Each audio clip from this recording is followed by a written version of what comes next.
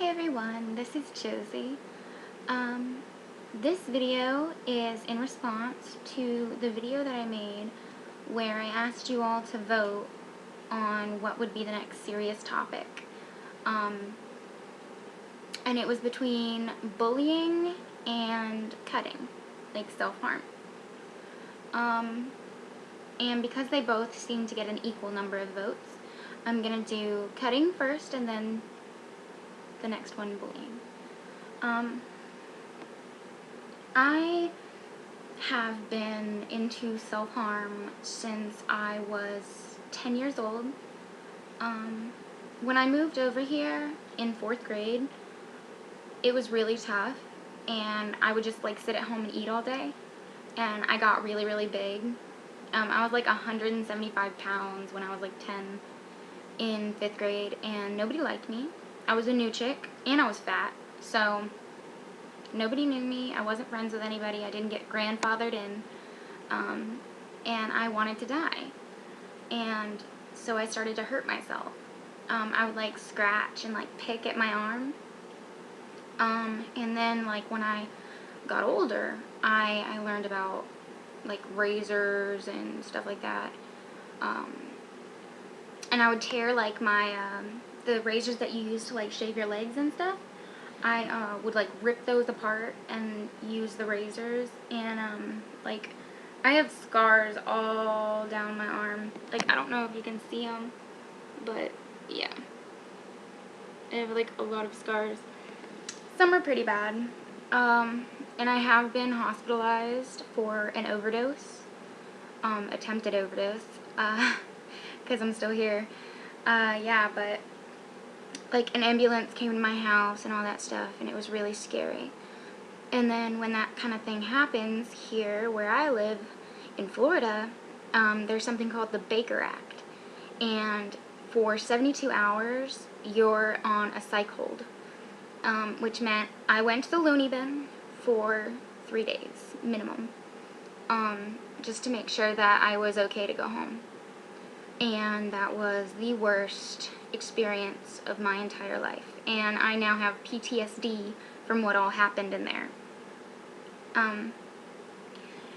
And I would tell you all what went on in there, but I just really don't want to like revisit it right now. But if you are a self-harm type of person, I understand that it's more of an anxiety thing. You want to hurt yourself more than anyone else can hurt you, or you'd rather hurt yourself than hurt somebody else. Or sometimes like the emotional like pain that you feel is way too much to not feel physically. So you inflict it on yourself just so that you can like deal with it. And I get that. Like I totally get that, but it still doesn't make it okay, because everyone else doesn't see it the way we do. And I'm not saying that you have to change the way that you think about it, but you do have to comply with the laws and safety and stuff like that, because you don't want to go to the psych ward. You really don't. It scarred me. And I still cut, and I'll admit that. But I've been pretty good about it. Because I don't want to go back. But it's not just for attention. I mean, yes, it's a cry for help, of course, but it's more of just showing people how much fucking pain you're in. You're just like, I'm hurting. I am hurting. Will somebody please fucking step up and be like, I care too. You know, I'll be there for you. But a lot of times you don't get that, and you just continue cutting until something goes wrong, or you like actually try to commit suicide and you end up where I ended up. And I never want to go back. It was a rough couple weeks for me. There was the time that I overdosed was probably the worst month and a half of my life. I spent it in and out of like hospitals, psych wards, treatment centers, and like a lot of stuff happened in there that I don't think is right, but I'm too afraid to open my mouth about it because I don't want to go back. I don't want to go back.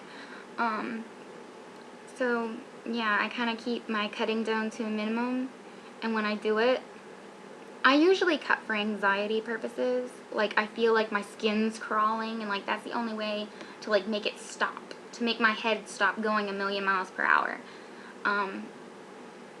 But yeah, I'm not condoning cutting, but honestly, I can't be like, do as I say, not as I do, because I cut and I know it, and you now know it, and I'm okay with that.